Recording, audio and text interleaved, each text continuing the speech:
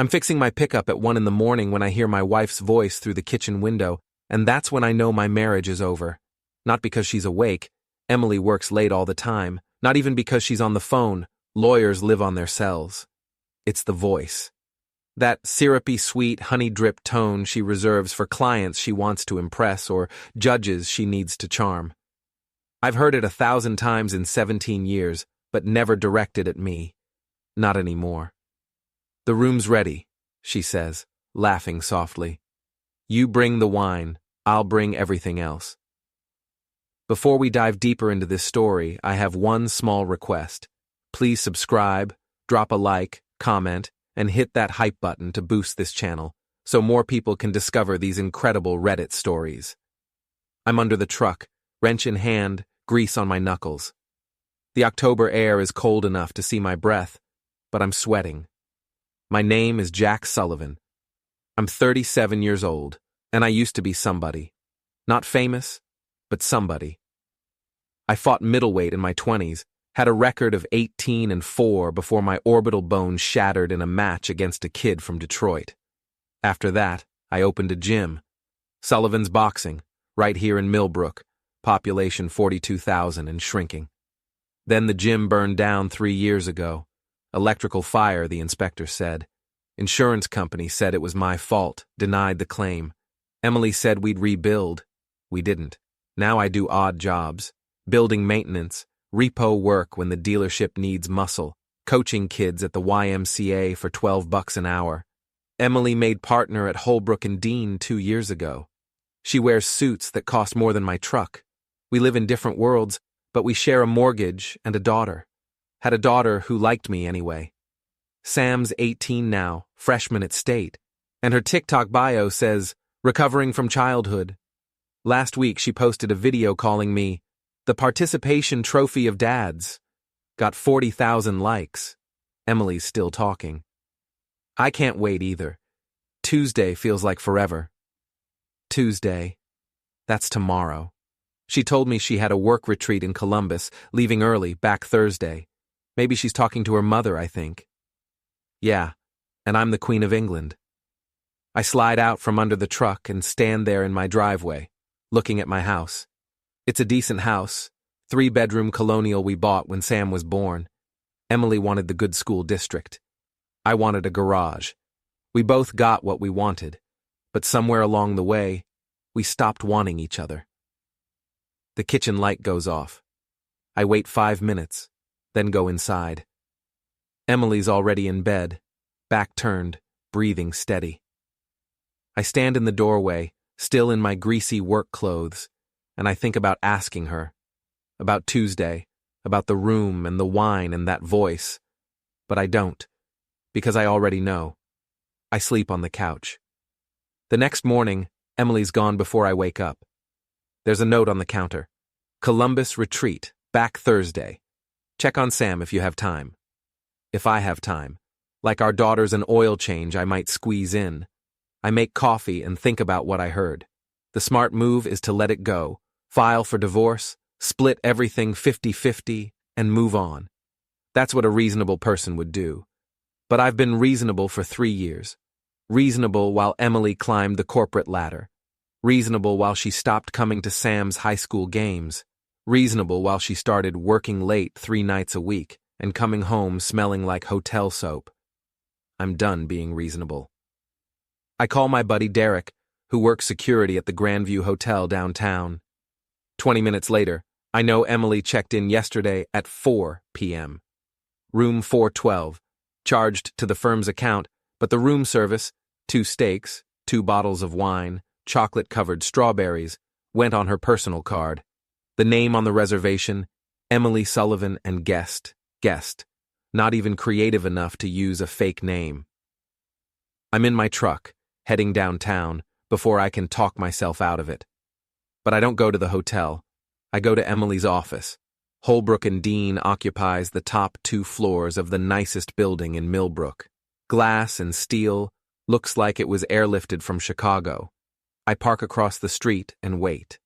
At 11:30, Emily comes out with Dean Holbrook himself. He's 42, silver hair, drives a Mercedes S-Class. married with 2 kids in private school. He's also Emily's boss, and apparently, her Tuesday night plans. They walk to the parking garage. I follow on foot. The Mercedes is on the 3rd level. They're standing by the driver's door, talking. Then Emily laughs, that same syrupy laugh, and Dean puts his hand on her waist. She doesn't move away. He leans in and they kiss. It's not a peck. It's not friendly. It's the kind of kiss that says, "This isn't the first time."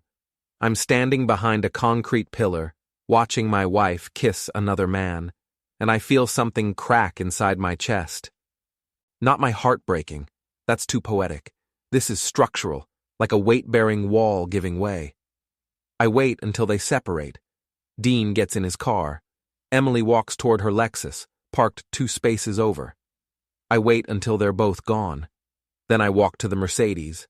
I don't key it. That's what angry teenagers do. Instead, I take the condom wrapper I've been carrying in my pocket, bought it this morning, still in the package, and tear it open. I place the wrapper on the dashboard, clearly visible through the windshield. Then, I take a photo. On my way out, I stop by Emily's car and leave a note under her wiper. "Tuesday night looks fun. Say hi to Dean for me." The Queen of England. I'm at the YMCA, coaching a kid's boxing class, when my phone rings. It's Emily. I let it go to voicemail. She calls again, and again. The 4th time I answer, "Hey babe, how's Columbus?" "Jack." Her voice is ice. "What the hell did you do?" "Me? I'm teaching kids how to throw a jab. What did you do?" Silence. Then, "The security footage from the parking garage. They have you on camera." "Footage of what? Me walking through a parking garage? That's not illegal." "You left something in Dean's car." "Did I? Funny, I don't remember that. Maybe Dean left it there himself. Maybe he should be more careful." "Jack, I swear to God." "How's Columbus, Emily? Nice retreat? Learning a lot?" She hangs up. I'm smiling. It's not a nice smile. One of the kids, a 10-year-old named Marcus, looks at me funny. "Coach Jack, you okay?" "Never better, champ. Never better." That night, Emily comes home. Not Thursday. Tonight. She walks in at 8 p.m., still in her work clothes, face like a thunderstorm. I'm on the couch, watching a Clint Eastwood movie. I don't look up. "We need to talk," she says. "Sure. How was your retreat?" "Cut the crap, Jack. I know you know." I pause the movie. Look at her. "Know what?" "About Dean." "Dean Holbrook? Your boss? What about him?" She sits down in the chair across from me. Her lawyer face is on, calm, controlled, calculating. "This doesn't have to get ugly." "Oh, I think it's already pretty ugly. You're sleeping with your boss. That's textbook ugly." "We're adults. These things happen." "These things." I laugh. It sounds wrong, even to me. "Is that what you call it?" "I want a divorce. We can do this civilly, split everything fairly, co-parent Sam like adults." "Co-parent. Right. Because you've been so involved in Sam's life lately." "Don't." Her voice sharpens. "Don't make this about Sam. You made it about Sam when you stopped showing up for her, when you started choosing Dean over your family." "I didn't choose Dean over anyone. I chose myself. I chose my career. I chose to stop being married to a man who gave up." That lands. I feel it in my gut. "Gave up," I repeat. "You lost the gym, Jack. That was 3 years ago. You've done nothing since. You work odd jobs. You coach kids for pocket change. You drive a truck that's older than our daughter. I can't do this anymore. I can't carry both of us." I stand up. "You want a divorce? Fine. But you don't get to rewrite history. You don't get to pretend I'm the villain here." "I'm not pretending anything. I'm being honest. Finally. Honest. That's rich, coming from someone who's been lying for months. I'm not lying anymore. I'm with Dean. We're together, and I'm filing for divorce." She stands, walks to the door, then turns back. "And Jack? If you pull another stunt like today, I'll get a restraining order. Dean's already talking to his lawyer." She leaves. The door closes. I sit back down and stare at the TV, but I'm not seeing it. I'm thinking about that cracking sound in my chest, the weight-bearing wall. It's gone now. Nothing left to hold me up, or hold me back. The restraining order arrives on Friday. Temporary, pending a hearing. I'm not allowed within 500 feet of Emily's office or Dean Holbrook's residence. It doesn't mention our house, so technically I can still live here, but Emily's lawyer is pushing for me to move out. I call my old boxing coach, Ray Martinez. He's 73, runs a bait shop now, but he's the smartest guy I know. "You want my advice?" Ray says. We're sitting in his shop, surrounded by fishing rods and the smell of live worms. "Walk away. She wants the divorce, give it to her. Take your half and start over."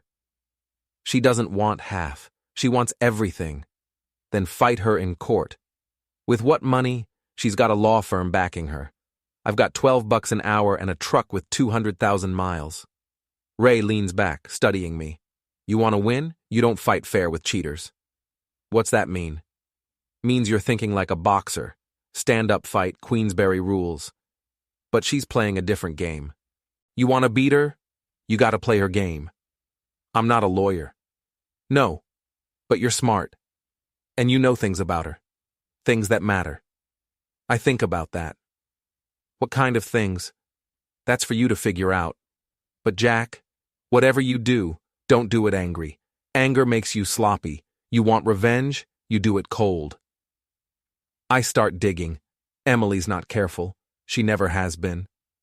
She leaves her laptop open, her passwords on sticky notes, her phone unlocked on the counter.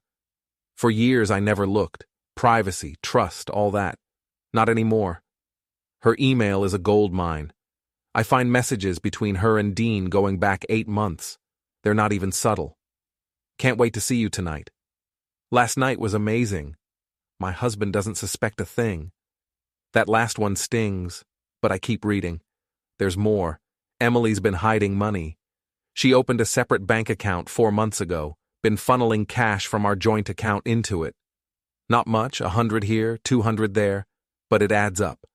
$6,000 so far. I find emails to a divorce attorney from 6 weeks ago. She's been planning this. The affair, the money, the exit strategy. All of it. And then I find the real dirt. Emily's been cutting corners at work. Not illegal exactly, but shady. She billed a client for 40 hours on a case she settled in 20. She charged another client for research expenses that don't exist. Small stuff, but enough to get her in trouble if the right people found out. I screenshot everything, every email, every bank statement, every shady billing record. I save it all to a thumb drive and hide it in my toolbox. Then I start planning. The first move is small. I call the building inspector's office and report a plumbing issue at Emily's condo. She bought it 2 years ago as an investment property, rents it out to a young couple. The inspector finds a dozen code violations, leaky pipes, faulty wiring, mold in the basement. The building gets fined. Emily has to pay for repairs. It's not much, but it's a start. The second move is bigger. I hire a private investigator named Lewis Carver. He's ex-cop, works out of a dingy office above a pawn shop, charges $200 a day plus expenses. I give him Dean's name and address. "What am I looking for?" Lewis asks. "Anything, everything. I want to know who this guy really is." Louis calls me 3 days later. "Your boy's got a gambling problem. Owes 30 grand to a bookie in Cleveland. Also, he's not just sleeping with your wife. There's at least 2 other women. One's a paralegal at his firm. The other's a bartender at the country club.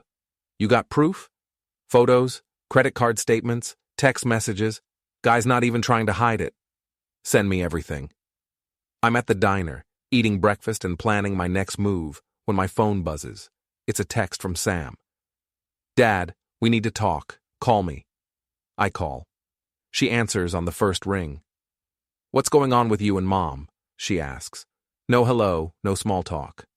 "We're getting divorced. She didn't tell you?" "She told me. She also told me you've been harassing her and Dean. Is that true?" "Harassing? No. I left a note on her car. That's not harassment." "She has a restraining order, Dad." That's serious. She's sleeping with her boss, Sam. That's serious too.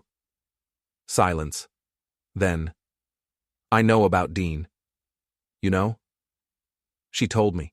She said they're in love. She said you've been holding her back for years. I close my eyes. And you believe that? I don't know what to believe. But Dad, you can't keep doing this. You're making everything worse. I'm making it worse? Sam, she's the one who cheated. She's the one who lied.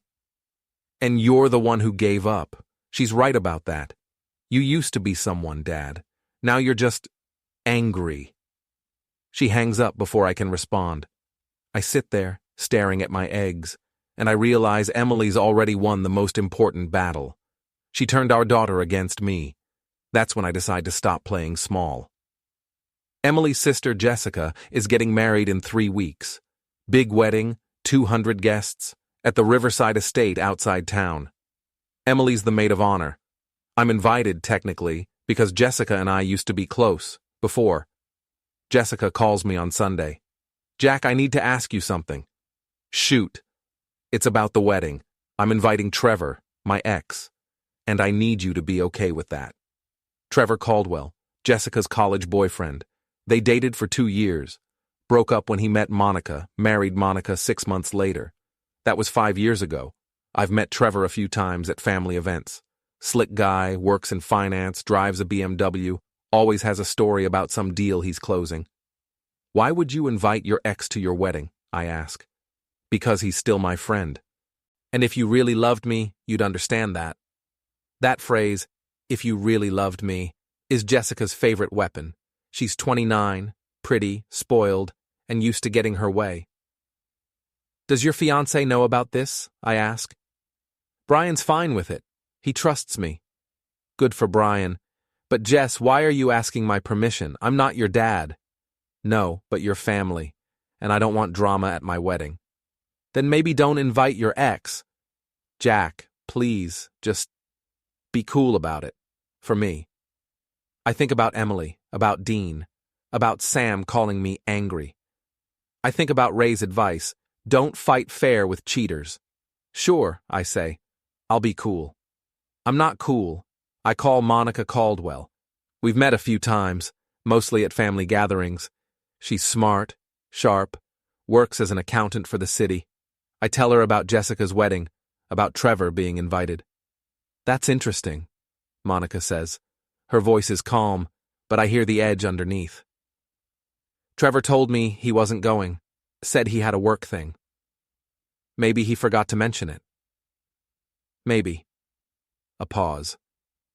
Jack, why are you telling me this? Because I think Trevor and Jessica are closer than they should be, and I think you deserve to know. You have proof? Not yet, but I'm working on it. Keep me posted. The rehearsal dinner is on Friday. I show up in a suit I haven't worn in 5 years, smelling like mothballs and regret. The venue is fancy. White tablecloths, crystal glasses, waiters in bow ties.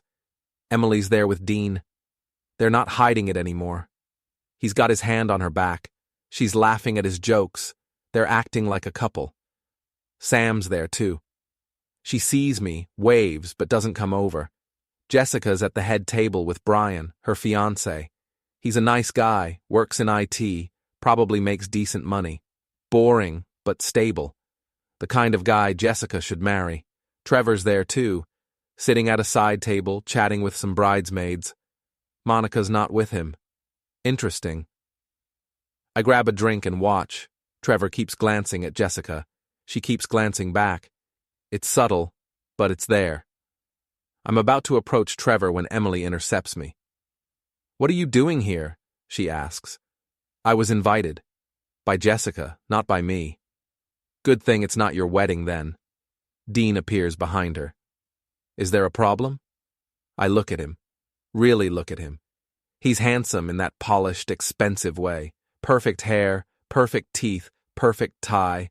The kind of guy who's never thrown a punch or taken one. No problem, I say. Just catching up with my wife. Ex-wife, Emily corrects. Not yet. Dean steps closer. Look, Jack, I get it. This is hard for you, but you need to move on. Emily has. I smile. You're right, Dean. I should move on. But first, I've got a question. Does your wife know you're here? His face tightens. That's none of your business. Probably not, but I bet she'd be interested to know about the paralegal, and the bartender, and my wife. That's 3 women, Dean. You got a frequent cheater card or something? Emily's face goes white. Jack, stop. Why? He's the one who can't keep it in his pants. Dean's jaw clenches. You need to leave. Or what? You'll call security? Go ahead. I'm sure they'd love to hear about your gambling debts too. 30 grand, right? That's a lot of money for a guy with a wife and 2 kids. Dean takes a step back. Emily grabs my arm. Jack, please, don't do this. I pull away. I'm not doing anything, I'm just talking. Free speech, right? You're a lawyer, you should know that. I walk away before they can respond. On my way out, I stop by Trevor's table. Hey, Trevor, enjoying the party? He looks up, surprised. Jack, yeah, it's nice. Monica couldn't make it? His smile falters. She's got a work thing. That's too bad. She's missing a great party. Hey, you and Jessica seem close. Old times, huh? We're just friends. Right, friends. I lean in, lower my voice. Trevor, word of advice. If you're gonna cheat, be smarter about it. People notice things. I leave him sitting there, confused and worried. Outside, I light a cigarette. I quit 5 years ago, but tonight feels like a special occasion, and call Monica. It's Jack. You free tomorrow? I think we should talk. Monica meets me at a coffee shop on Saturday morning.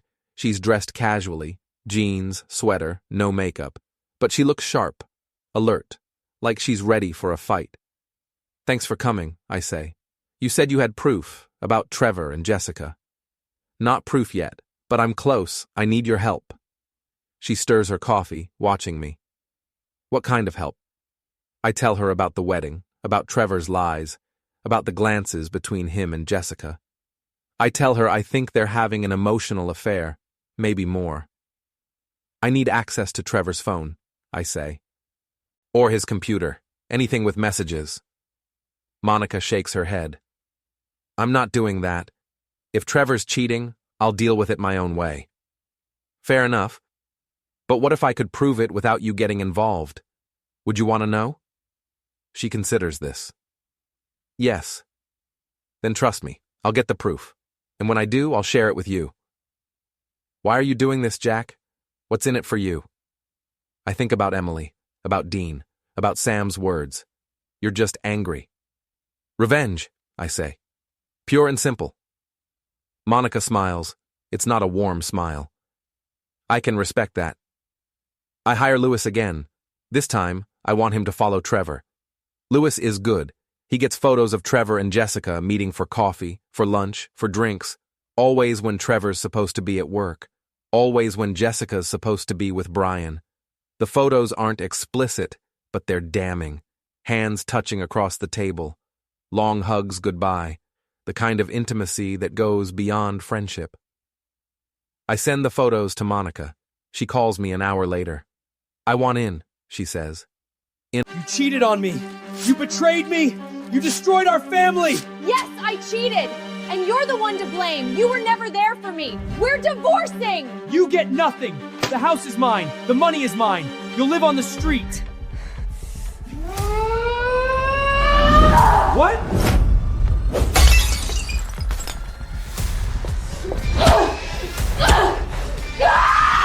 Want to know who I cheated with? Your boss! He's a real man! You're finished! I'll make sure you get nothing! You hear me? Nothing! I don't need your money. I'm leaving you for him. He's twice the man you are. And you know what else?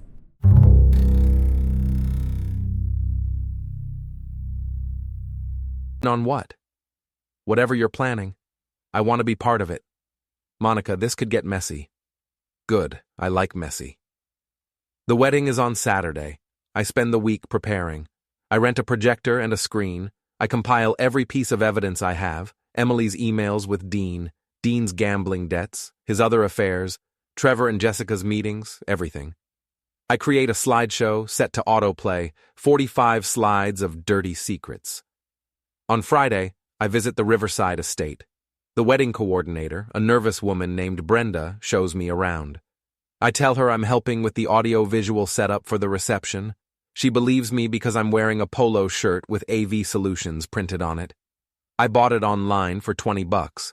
I set up the projector in the reception hall, hidden behind a decorative screen. I test it.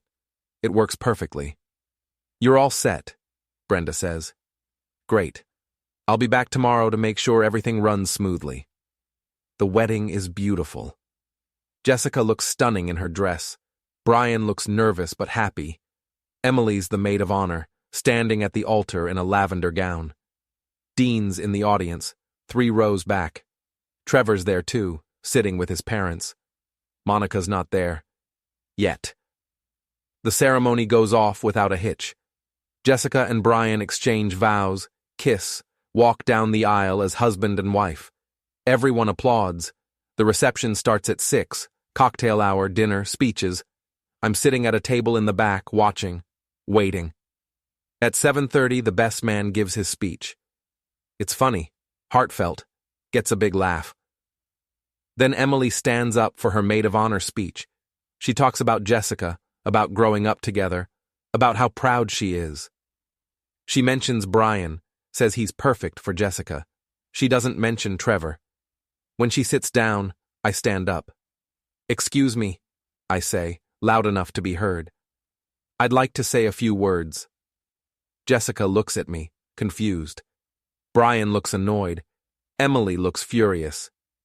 "Jack, sit down," Emily hisses. I ignore her. I walk to the front of the room where the microphone is. "Hi everyone, I'm Jack Sullivan. Some of you know me, I'm Emily's husband, for now." That gets a few nervous laughs. "I just wanted to share something special with you all, a little slideshow, a tribute, if you will, to love and honesty." I pull out a remote and press a button. The projector behind the decorative screen turns on. The screen lights up. The first slide is a text message from Emily to Dean. "Can't wait to see you tonight. My husband doesn't suspect a thing." The room goes silent. The second slide is a photo of Dean kissing Emily in the parking garage. The third slide is a bank statement showing Emily's secret account. The fourth slide is a list of Dean's gambling debts. People are standing now, pointing, murmuring. Emily's on her feet, screaming at me to stop. Dean's trying to get to the projector, but the crowd's in the way. The fifth slide is a photo of Trevor and Jessica holding hands at a coffee shop. The sixth slide is a text from Jessica to Trevor. "I miss you. I wish things were different." Brian's face goes white. Jessica's crying. Trevor's trying to leave, but someone's blocking the door. The seventh slide is an email from Dean to a paralegal. "Last night was incredible. Same time next week?" The eighth slide is a photo of Dean with the bartender, kissing in a parking lot. The ninth slide is a financial document showing Dean embezzling from the firm's charity fund. This one's courtesy of Monica, who's been digging through the city's records for the past week. The room explodes. People are shouting, crying, laughing. Emily's trying to grab the remote from me. Dean's being confronted by his wife, who apparently showed up uninvited. Trevor's being dragged toward the exit by his father. Monica walks in through the side door. She's dressed to kill. Black dress, heels, perfect makeup. She walks straight to Trevor, slaps him across the face, and says, loud enough for everyone to hear, "We're done." Then she walks over to me, takes the remote, and presses a button. The final slide appears. It's a photo of Dean, Emily, Trevor, and Jessica, all together at a restaurant last month. The caption reads, "Cheaters Club, Founding Members." Monica hands me the remote. "Nice work, Jack." I look at Emily. She's standing in the middle of the chaos, mascara running, dress wrinkled, reputation destroyed. She looks at me with pure hatred. "You're a monster," she says. I smile. "Yeah, but they'll never forget my name." I walk out. Monica follows. Behind us, the reception descends into chaos. I can hear shouting, crying, glass breaking. Outside, Monica lights a cigarette. That was fun. Glad you enjoyed it. What now? Now? Now I disappear for a while. Let the dust settle. Good luck, Jack. You too, Monica. She walks to her car.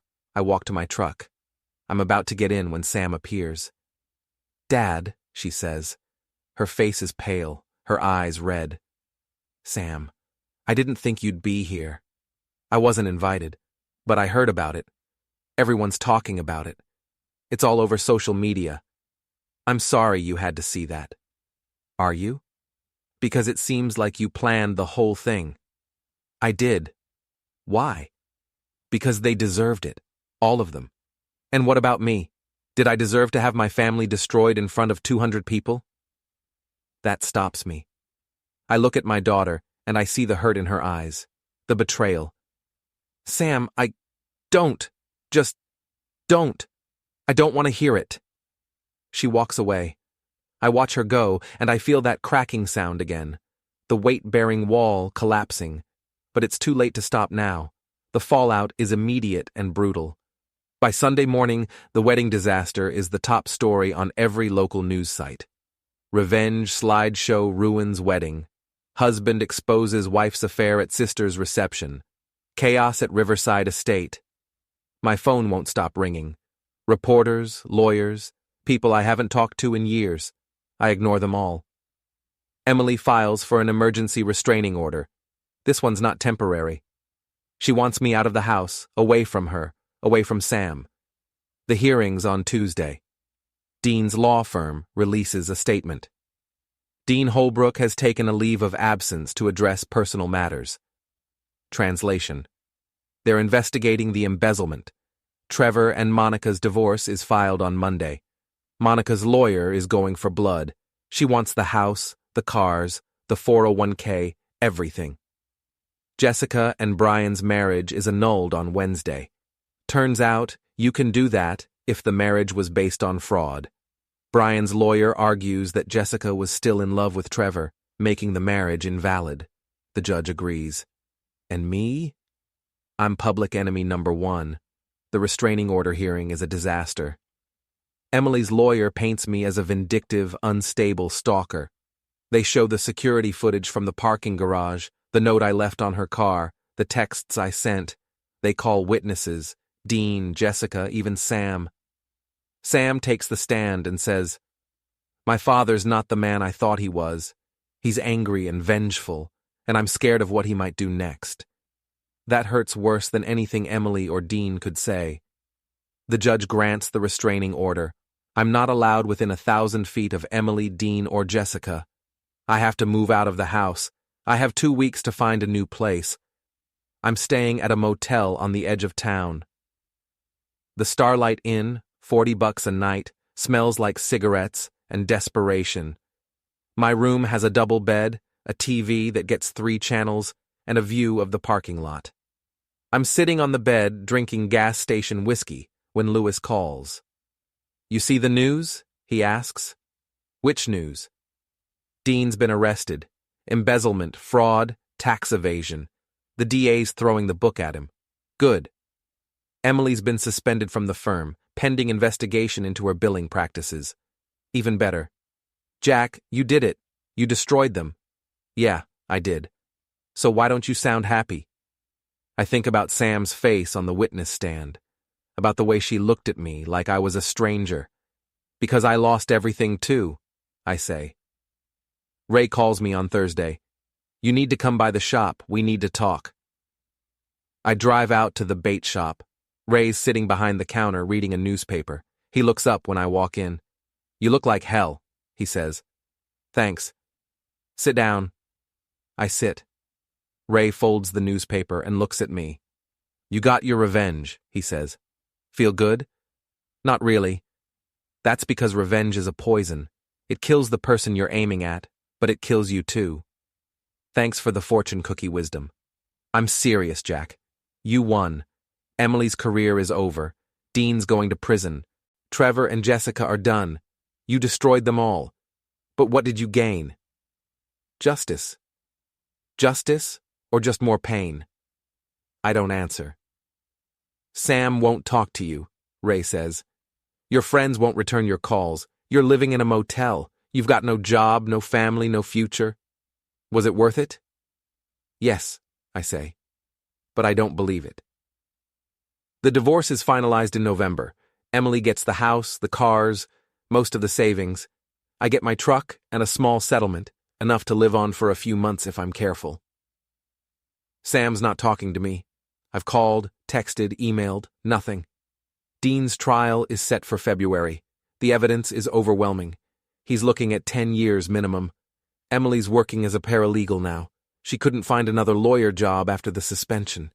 She's living in her condo, the one with all the code violations. I heard she's dating someone new, a dentist. Good for her. Trevor moved to Cleveland. Monica got the house. She sends me a Christmas card with a note. Thanks for everything. You're a hell of a friend. I'm not sure if that's a compliment or an insult. Jessica's back with her parents. She's not talking to Emily either. The family's fractured, maybe permanently. And me? I'm still at the Starlight Inn. I got a job at a warehouse, loading trucks. It's minimum wage, but it's something. I'm alone, completely alone. And I did this to myself. It's December when I get the call. Unknown number. I almost don't answer. Dad? My heart stops. Sam? Yeah, it's me. Sam, I'm so sorry. I know I screwed up. I know I hurt you, but Dad, stop. I'm not calling to forgive you. I'm calling because I need to understand. Why did you do it? I sit down on the motel bed. Because I was angry, because they hurt me, and I wanted to hurt them back. And did it work? Do you feel better? No. Then why? Because I didn't know what else to do. I felt powerless, like I'd lost everything, and I thought if I could make them feel that way too, it would balance things out. But it didn't. No, it didn't. Silence. Then, I don't know if I can forgive you, Dad, but I want to try. Not now. Maybe not for a long time. But someday. That's more than I deserve. Yeah, it is. She hangs up. I sit there holding the phone, and I realize something. Revenge didn't fix anything. It didn't make me whole. It didn't bring back what I lost. But maybe someday I can rebuild. Not what I had, but something new, something better. Or maybe I'm just lying to myself. It's January when the final piece falls into place. I'm at the warehouse loading boxes when my phone rings. It's Monica. Jack, you need to see this. See what? Check your email. I take a break, pull out my phone, open my email. There's a message from Monica with an attachment. I open it. It's a video, security footage from the Riverside estate, from the night of the wedding. It shows Dean and Emily arguing in the parking lot after the reception. Emily's screaming at him, blaming him for everything. Dean's yelling back, saying it's her fault, she's the one who got greedy. Then Emily slaps him. Dean grabs her arm. She pulls away, stumbles, falls. Dean doesn't help her up. He just gets in his car and drives away. The video ends. What am I supposed to do with this? I ask Monica. Whatever you want. But I thought you should know. Dean's not the only villain in this story. I think about that. About Emily. About everything she did. About how she blamed me for giving up, for not being enough. But I also think about Sam. About Ray's words. Revenge is a poison. I delete the video. Thanks, Monica, but I'm done. You sure? Yeah, I'm sure. It's March when I see Emily again. I'm at the grocery store buying ramen and beer when I spot her in the produce section. She looks different, thinner, tired, older. She's wearing jeans and a sweatshirt, no makeup. She looks normal. She sees me. For a moment, we just stare at each other. Then she walks over. Jack. Emily. How are you? Fine. You? Fine. Silence. I heard about Dean's sentencing, I say. 8 years. Yeah. I'm sorry. She looks at me, surprised. Are you? Yeah, I am. I didn't want him to go to prison. I just wanted him to leave you alone. Well, you got your wish. I guess I did. More silence. Sam told me she called you, Emily says. She did. She's trying, Jack, to forgive you, to move on. I know I'm trying too. Emily nods. Good. She starts to walk away, then stops. Jack, for what it's worth, I'm sorry too, for everything. Me too. She leaves. I stand there in the produce section, holding a box of ramen, and I feel something shift. Not forgiveness, not closure, but maybe acceptance. Maybe that's enough. It's June. 6 months since the wedding. I'm still at the warehouse, still at the Starlight Inn, still alone. But I'm not angry anymore. I'm just tired. I'm sitting outside my motel room smoking a cigarette when a car pulls into the parking lot. It's a BMW. Trevor's BMW. He gets out, walks over, sits down next to me. Jack. Trevor. I heard you were here. Thought I'd stop by. Why? To thank you. I laugh. Thank me? For what? For blowing up my life. Sounds crazy, but it's true. Monica and I, we were miserable. We'd been miserable for years, but we were too scared to admit it. You forced us to face it, and now we're both happier. Monica's happy. She's engaged to a guy from her office. Nice guy. Treats her well. Good for her. And me? I'm in therapy, working on myself, trying to figure out who I am without all the lies. That's great, Trevor, really. He stands up. I know you probably don't believe me, but I mean it. Thank you. He leaves. I sit there, thinking about what he said, about how sometimes destruction is necessary, about how sometimes you have to burn everything down to build something new. Maybe that's what I did. Maybe that's what this was all about. Or maybe I'm just trying to make sense of the chaos. It's August when Sam shows up at the motel. She's driving her own car now, a used Honda she bought with money from her summer job. Hey, Dad. Sam, what are you doing here? I wanted to see you, talk to you. We sit outside on the plastic chairs in front of my room. She tells me about school, about her friends, about her life. She doesn't mention the wedding. She doesn't mention Emily or Dean or any of it. I've been thinking, she says, about what you did, about why you did it. Yeah? I think I get it now. You were hurt. You felt betrayed. And you lashed out. It wasn't right, but I understand it. I'm sorry, Sam, for everything. I know, and I forgive you. Those words hit me harder than any punch I ever took in the ring. Thank you, I say. But Dad, you need to move on. You can't keep living like this. I know. So what are you going to do? I think about that, about the warehouse, the motel, the empty future stretching out in front of me. I don't know, I say, but I'll figure it out. It's September when I get the call from Ray. Jack, I need your help. With what? The bait shop. I'm getting too old to run it by myself. I need a partner, someone I can trust. Ray, I don't know anything about fishing. You'll learn. And besides, it's not really about the fishing. It's about the people, about being part of something. I think about that, about being part of something, about having a purpose again. Okay, I say. I'm in. It's October.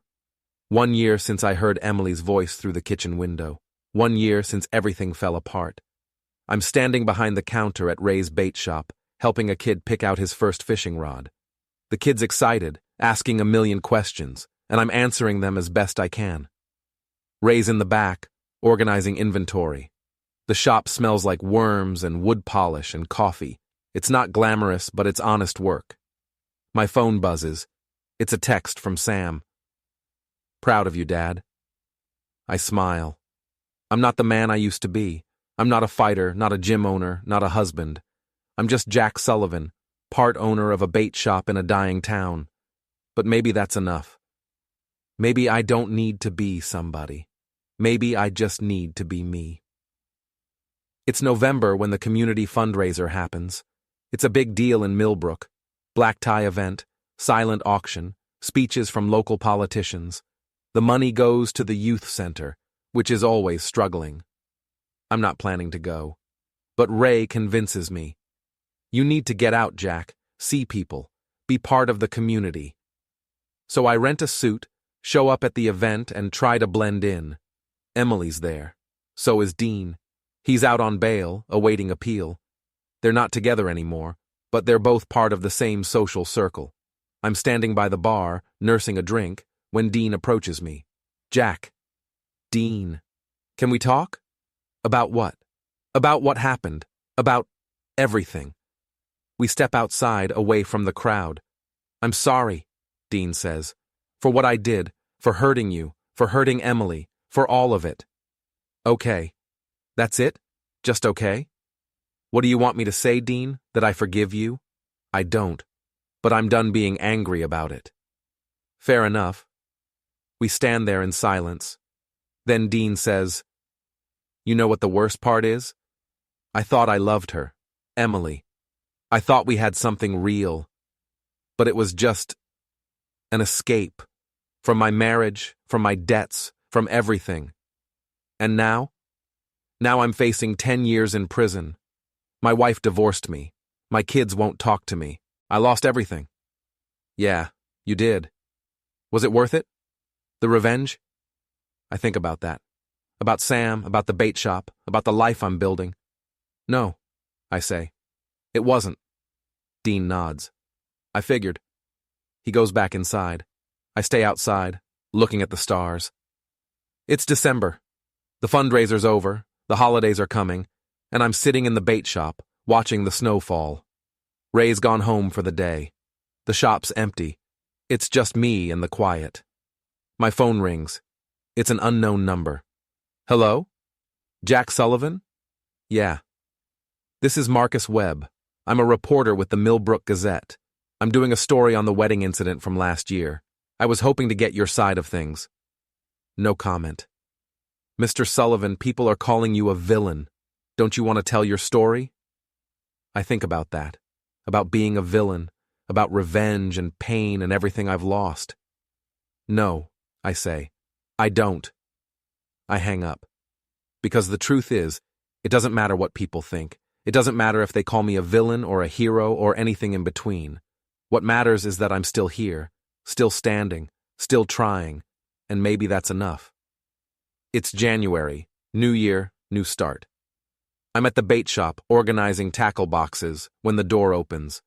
It's Emily. Jack. Emily, what are you doing here? I wanted to talk, if that's okay? Sure. We sit down at the small table in the corner. Emily looks nervous, fidgeting with her hands. I've been thinking, she says, about everything that happened, about what I did, what you did, all of it. Okay. And I realize something. We both made mistakes. We both hurt each other, but we also hurt ourselves. Yeah, we did. I don't want to be angry anymore, Jack. I don't want to hate you. I just want to move on. Me too. So, truce? She holds out her hand. I shake it. Truce. She stands up, starts to leave, then turns back. For what it's worth, Jack, I hope you find what you're looking for. You too, Emily. She leaves. I sit there, looking at the door, and I realize something. I'm not looking for anything anymore. I'm just living, day by day, moment by moment, and maybe that's the point. It's March, spring's coming. The ice on the lake is melting, the birds are returning, and the bait shop's getting busy again. Sam stops by one afternoon. She's home on spring break, looking happy and healthy. Hey, Dad. Hey, kiddo. We talk for a while. She tells me about her classes, her friends, her plans for the summer. She's thinking about studying abroad next year. Paris, maybe, or London. That's great, Sam. I'm proud of you. Thanks, Dad. She hugs me before she leaves. It's the first time in over a year. I watch her drive away, and I feel something I haven't felt in a long time. Hope. It's June, 2 years since everything fell apart. I'm standing outside the bait shop, watching the sunset when Ray comes out. Good day? He asks. Yeah, good day.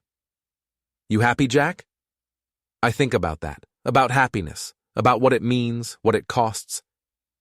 Yeah, I say, I think I am. Ray smiles. Good. You deserve it. We stand there, watching the sun sink below the horizon, and I realize something.